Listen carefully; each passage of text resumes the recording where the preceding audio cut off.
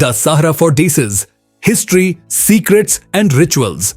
From day 1 to 10, क्या हो अगर मैं आपसे कहूं कि इंडिया के सबसे बड़े फेस्टिवल्स में से एक एक्चुअली 10 दिनों तक लड़ी गई 2 बड़ी लड़ाइयों का एपिक फिनाले है। इस फेस्टिवल में ऐसे सीक्रेट्स छुपे हैं जो हिमालय से लेकर मैसूर के शाही दरबारों तक फैले हुए हैं। कभी सोचा है कि दिल्ली में बड़े बड़े पुतले क्यों जलाए जाते हैं लेकिन कुल्लू में देवताओं की ग्रैंड परेड होती है? या फिर आखिरी दिन हथियारों की पूजा क्यों की जाती है? दशहरा या विजयादशमी का त्योहार जीत की एनर्जी से भरा है, बुराई पर अच्छाई की अल्टीमेट जीत।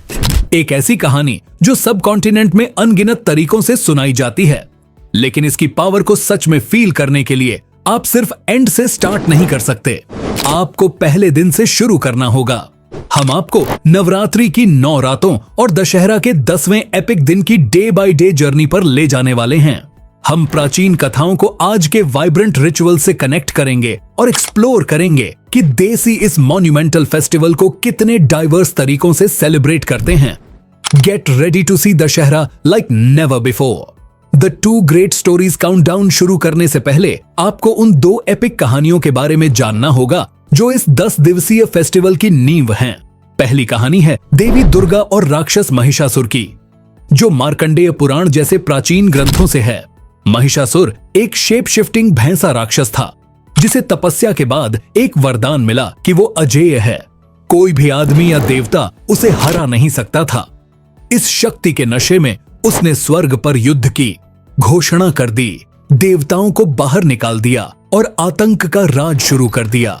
हताश होकर देवताओं ने ब्रह्मा, विष्णु और शिव के नेतृत्व में अपनी दिव्य ऊर्जाओं को मिलाकर एक सर्वोच्च स्त्री शक्ति का निर्माण किया, देवी दुर्गा। हर देवता ने उन्हें अपना सबसे शक्तिशाली अस्त्र दिया। इसके बाद जो लड़ाई हुई वह 9 दिनों और 9 रातों तक चली।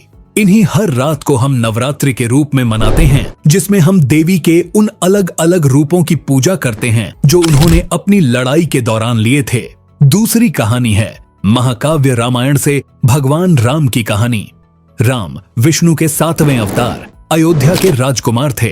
कुछ दरबारी ड्रामा के कारण उन्हें अपनी पत्नी सीता और भाई लक्ष्मण के साथ 14 इयर्स के लिए वनवास भेज दिया गया। उनके वनवास के दौरान लंका के 10 हेडेड राक्षस राजा रावण ने सीता का अपहरण कर लिया। अधर्म के इस काम ने एक बड़े युद्ध को जन्म दिया। राम ने महान हनुमान के नेतृत्व वाली वानर सेना की मदद से लंका पर घेराबंदी की। रावण के खिलाफ आखिरी निर्णायक लड़ाई भी 10 दिनों तक चली और उसकी हार के साथ समाप्त हुई। इंटरेस्टिंगली, ये दोनों लेजेंड्स डीपली कनेक्टेड हैं। माना जाता है कि लंका पर अपने अंतिम हमले से पहले भगवान राम ने जीतने की शक्ति मांगने के लिए दुर्गा पूजा की थी। तो जैसे जैसे हम 10 दिनों से गुजरेंगे, याद रखें कि हम 2 पैरेलल विक्ट्रीज को ट्रैक कर रहे हैं, महिषासुर के खिलाफ दुर्गा की कॉस्मिक बैटल और रावण के खिलाफ राम का धर्म युद्ध। द 10 डे ब्रेकडाउन डे 1 प्रतिपदा शैलपुत्री पूजा। हमारी जर्नी नवरात्रि के पहले दिन प्रतिपदा से शुरू होती है। आज हम देवी के पहले रूप शैलपुत्री का वेलकम करते हैं, जिसका अर्थ है डॉटर ऑफ द माउंटेन्स। सती के आत्मदाह के बाद देवी ने हिमालय के राजा हिमवान की बेटी के यहाँ रीबॉर्न लिया। पार्वती के इस रूप में वह प्रकृति, पवित्रता और अटूट शक्ति को रिप्रेजेंट करती हैं। आप उन्हें नंदी बैल की सवारी करते हुए त्रिशूल और कमल धारण किए हुए देखेंगे, जो पावर और पीस का एक परफेक्ट बैलेंस है। आज का सबसे इंपॉर्टेंट रिचुअल है घट स्थापना। एक मिट्टी के बर्तन जो ब्रह्मांड का प्रतीक है को पवित्र जल और अनाज से भरा जाता है और उसके अंदर एक दीपक जलाया जाता है। यह दीपक पूरे 9 दिनों तक जलता रहता है, जो डिवाइन फेमिनिन एनर्जी की निरंतर उपस्थिति को रिप्रेजेंट करता है। यह 9 दिनों के व्रत की शुरुआत है, जिसमें मोस्टली शुद्ध शाकाहारी भोजन किया जाता है। शैलपुत्री की पूजा खुद को स्थापित करने और आगे की स्पिरिचुअल यात्रा के लिए एक स्ट्रॉन्ग फाउंडेशन है। डे 2 द्वितीया ब्रह्मचारिणी पूजा दूसरा दिन मां ब्रह्मचारिणी को समर्पित है। ब्रह्म का अर्थ है तपस्या और चारिणी का अर्थ है एक फीमेल फॉलोअर। यह देवी पार्वती का वो रूप है जो उन्होंने भगवान शिव को पति के रूप में जीतने के लिए अपने लॉन्ग डिफिकल्ट तपस्या के दौरान धारण किया था। उन्हें नंगे पैर चलते हुए हाथ में माला और पानी का बर्तन लिए दिखाया गया है। उनकी कहानी इनक्रेडिबल फोकस और भक्ति की है। यह सिखाती है कि इनफ डिटर्मिनेशन के साथ कोई भी गोल पहुंच के भीतर है। उनकी पूजा करने से विजडम और परसेवरेंस प्राप्त होती है। फास्टिंग जारी रहता है और याद दिलाता है कि जीत के लिए इमेंस डिसिप्लिन की आवश्यकता होती है, एक थीम जो आप दुर्गा और राम दोनों की लड़ाइयों में देखेंगे। डे 3 तृतीया चंद्रघंटा पूजा। थर्ड डे देवी एक ऐसे फॉर्म में बदल जाती हैं जो ब्यूटीफुल भी है और भयानक भी। चंद्रघंटा, जो नाम उनके माथे पर लगे क्रेसेंट मून से मिलता है जो एक घंटा के शेप का है। यहाँ की कहानी फैसिनेटिंग है।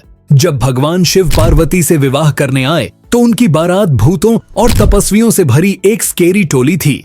अपने परिवार को डरने से बचाने के लिए पार्वती ने भयंकर 10 आर्म्ड चंद्रघंटा का रूप धारण किया जो टाइगर की सवारी कर रही थीं और बैटल के लिए तैयार थीं। यह रूप एग्रेशन के बारे में नहीं, साहस और सुरक्षा के बारे में है। वह दिखाती हैं कि वह एक कोमल मां हो सकती हैं, लेकिन एक फियर्स वॉरियर भी जो ईविल को डिस्ट्रॉय करती है। कहा जाता है कि उनके क्रेसेंट मून बेल का साउंड सभी नकारात्मक आत्माओं को दूर भगाता है। डे 4 चतुर्थी कुष्मांडा पूजा। चौथा दिन देवी को पूरे यूनिवर्स की क्रिएटर के रूप में ऑनर करता है। माँ कुष्मांडा, कु मीन्स थोड़ा, उष्मा मीन्स गर्मी और अंडा हियर मीन्स कॉस्मिक एग। जब केवल डार्कनेस था तो माँ कुष्मांडा ने सिर्फ एक स्माइल के साथ यूनिवर्स का निर्माण किया।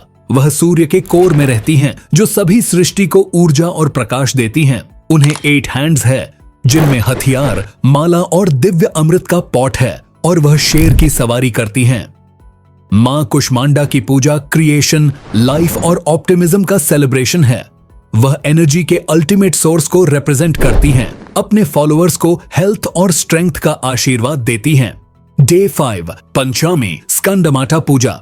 5th डे हम देवी की उनके मातृ रूप में स्कंदमाता के रूप में पूजा करते हैं, जिसका लिटरल मीनिंग है स्कंद की माँ। स्कंद युद्ध के देवता भगवान कार्तिकेय का दूसरा नाम है।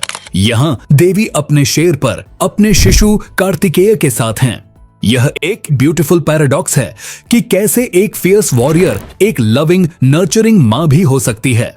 उनकी कहानी राक्षस तारकासुर से जुड़ी है जिसे केवल शिव के पुत्र द्वारा ही मारा जा सकता था।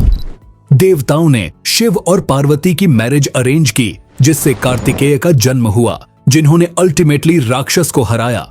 स्कंद माता की पूजा करुणा, मातृ प्रेम और सुरक्षा के लिए एक प्रार्थना है। डे 6 षष्ठी कात्यायनी पूजा। छठा दिन मां कात्यायनी को समर्पित है जो उनके सबसे दुर्जय रूपों में से एक हैं।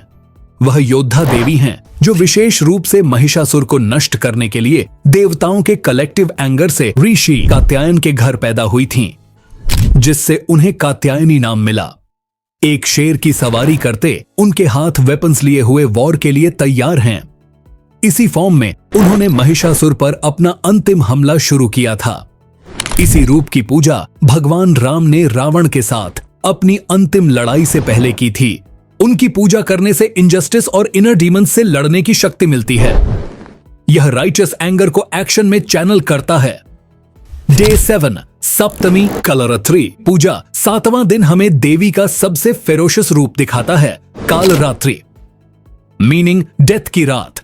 उनका रूप फियरसम है, एक डार्क रंग, बिखरे बाल, गद्धे की सवारी और स्कल्स की माला पहने हुए। लेकिन इस टेरिफाइंग रूप में भी उन्हें शुभंकरी के रूप में जाना जाता है जो अच्छा करती है। यह रूप राक्षस रक्त बीज को हराने के लिए प्रकट हुआ। उसे एक वरदान था कि उसके ब्लड की हर ड्रॉप जो जमीन पर गिरती उससे उसका एक क्लोन बन जाता। उसे रोकने के लिए देवी कालरात्रि बन गईं और उसके खून की हर ड्रॉप को गिरने से पहले ही पी लिया, जिससे उसका उत्पात समाप्त हो गया। इट टीचेस अस कि कभी कभी बुराई को नष्ट करने के लिए एक बिल्कुल फियरसम अप्रोच की आवश्यकता होती है। वह इग्नोरेंस और डार्कनेस को डिस्ट्रॉय करती हैं और अपने भक्तों को हार्म से प्रोटेक्ट करती हैं। डे 8 अष्टमी महागौरी पूजा। सप्तमी की भयंकर लड़ाई के बाद 8वां दिन महागौरी के सीरीन और प्योर फॉर्म को प्रकट करता है, जिसका अर्थ है अत्यंत गौरी। एक लेजेंड है कि वर्षों की तपस्या के बाद देवी पार्वती की स्किन काली पड़ गई थी। भगवान शिव उनकी भक्ति से प्रसन्न होकर उन्हें गंगा के पवित्र जल से स्नान कराया और उनकी स्किन रेडिएंट व्हाइट हो गई। दूसरा लेजेंड है कि वह अपनी काल रात्रि फेज के बाद इस रूप में काल्म डाउन हो गईं। उन्हें एक बैल की सवारी करते हुए शांति बिखेरते हुए दर्शाया गया है। अष्टमी नवरात्र के सबसे महत्वपूर्ण दिनों में से एक है। लोग कन्या पूजन करते हैं, जिसमें युवा लड़कियों को देवी के रूप में पूजा जाता है और उन्हें भोजन और उपहार दिए जाते हैं। महागौरी प्योरिटी, फॉरगिवनेस और सभी पापों के धुल जाने को रिप्रेजेंट करती हैं। डे 9 नवमी, सिद्धिदात्री पूजा। नवरात्रि की अंतिम रात नवमी मां सिद्धिदात्री को समर्पित है। सिद्धि मीन्स अलौकिक शक्ति और दात्री मीन्स देने वाली। वह सभी मिस्टिकल सिद्धियों को देने वाली हैं। वह देवी का अंतिम रूप है, जिसमें अन्य 8 रूपों की सभी शक्तियां कंबाइंड हैं। वह लोटस पर बैठती हैं, अपने स्पिरिचुअल फुलफिलमेंट की ब्लेसिंग देती हैं। शास्त्रों के अनुसार ब्रह्मांड की शुरुआत में भगवान शिव ने सभी सिद्धियों को प्राप्त करने के लिए उनकी पूजा की थी, जिस से उनका आधा शरीर देवी का हो गया और उन्हें अर्धनारीश्वर के रूप में जाना जाने लगा। इस दिन देवी दुर्गा ने अंततः महिषासुर को हराया। यह समापन का दिन है, जहां 9 दिन के फास्ट अक्सर तोड़े जाते हैं और फाइनल प्रेयर्स की जाती हैं। Day 10 Vijayadashami, the ultimate victory. और अब ग्रैंड फिनाले विजयादशमी, नाम ही विजय की घोषणा है। इस दिन हमारी दोनों एपिक कहानियां अपने अमेजिंग कंक्लूजन पर पहुंचती हैं। यह वह दिन है जब देवी दुर्गा ने महिषासुर को हमेशा के लिए हराया, और यह वह दिन है जब भगवान राम ने 10 सिर वाले रावण का वध किया। इसीलिए इस दिन को दशहरा भी कहा जाता है। 10 और हरा हार से, जो 10 सिर वाले रावण की हार का प्रतीक है।